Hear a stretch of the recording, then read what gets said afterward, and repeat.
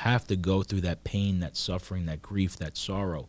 You can't have one without the other. And like you said, in that moment of despair is where you have the ability to grow and learn from it the most. That's the most important time, because that truly tests who and what you're capable of, which then triggers your actual strength in that moment. And it triggers your mind to actually, like you said, resilience, compassion, all internal work.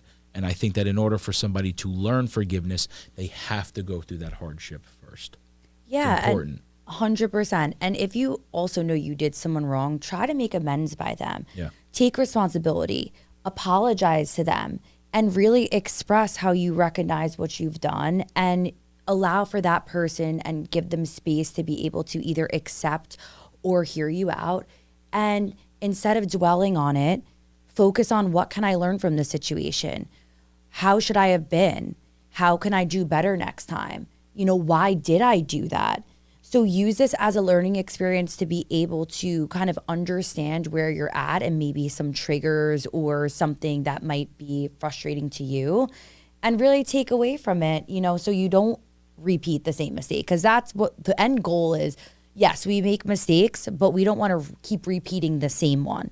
So if you're going to dwell on it, you're not recognizing or taking accountability. Correct. You're just going to spiral in the same habits and behaviors. If we remove ourselves from that behavior and we allow to open the door for accountability and be responsible for our actions, then we create a space to be able to understand ourselves, learn, and grow. But those three things are not going to be there if we don't recognize within ourselves our behaviors and our toxicity. I would also like to make mention on something, and I don't know if you want to add to this, but sometimes when we're so caught up on not wanting to forgive the other person for what they've done to us, sometimes, not all the time, but we ourselves are equally culpable in that situation. We ourselves have equally done wrong in that situation, and we are so fixated on what the other person has done to us that we are reluctant and we are ignorant to the fact that we have also,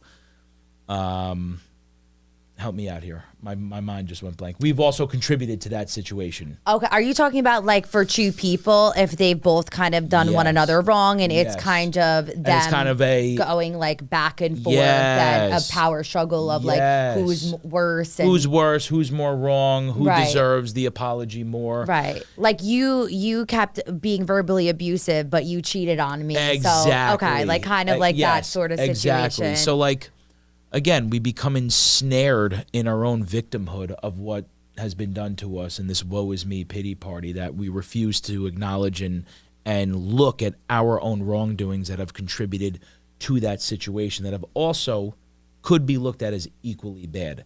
So that also ties into, again, forgiving yourself.